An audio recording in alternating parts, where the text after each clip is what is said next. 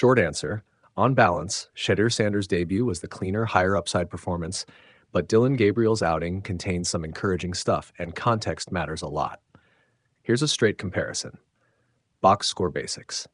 Sanders went 14 for 23 for 138 yards and 2 TDs with no interceptions. He also ran 4 times for 19 yards. Gabriel finished 13 for 18 for 143 yards, no TDs, but he had a pick six and a fumble, plus 2 sacks. Sanders' stat line has the eye-catching scoring plays and 0 turnovers. Gabriel's completion rate and raw yardage were fine, but the turnovers are fatal in evaluation. Who did they face?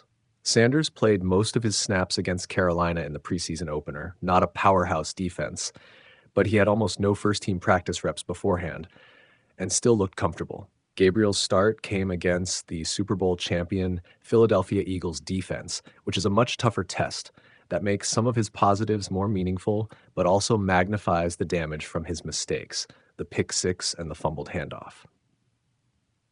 Decision-making and ball security. This is where Sanders clearly won the day. He showed touch on short to intermediate throws and didn't force the ball into tight windows. Gabriel showed good rhythm at times and moved the offense. But the interception into tight coverage and the turnover on a botched handoff are big red flags. Turnovers outweigh marginally better completion percentage, or a few more yards in most evaluations. Play style and tools. Sanders displayed pocket feel, some mobility, and an ability to make timing throws. It looked like the kind of debut that makes coaches sit up and take notes. Gabriel flashed accuracy and poise in parts, but his miscues suggest either anticipation or processing errors on certain plays, or simply forcing throws. Both are young and controllable issues, but Sanders' mistakes, if any, were cleaner and more correctable in-game reads, whereas Gabriel's were game-changing errors. Sample size and noise. It's preseason.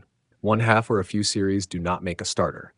Coaches will weigh practice reps, consistency over the next games, medical availability, and how each fits the offense. Sanders' subsequent oblique strain is unfortunate because it limits his ability to build on the debut. Gabriel's earlier hamstring issues complicate his timeline, too. Bottom line, Sanders' debut is the more positive single-game audition. 2 TDs, no turnovers, composure with little preparation. Gabriel had moments that suggest NFL competence, but his turnover issues in that outing push the ledger to Sanders when comparing debuts head-to-head.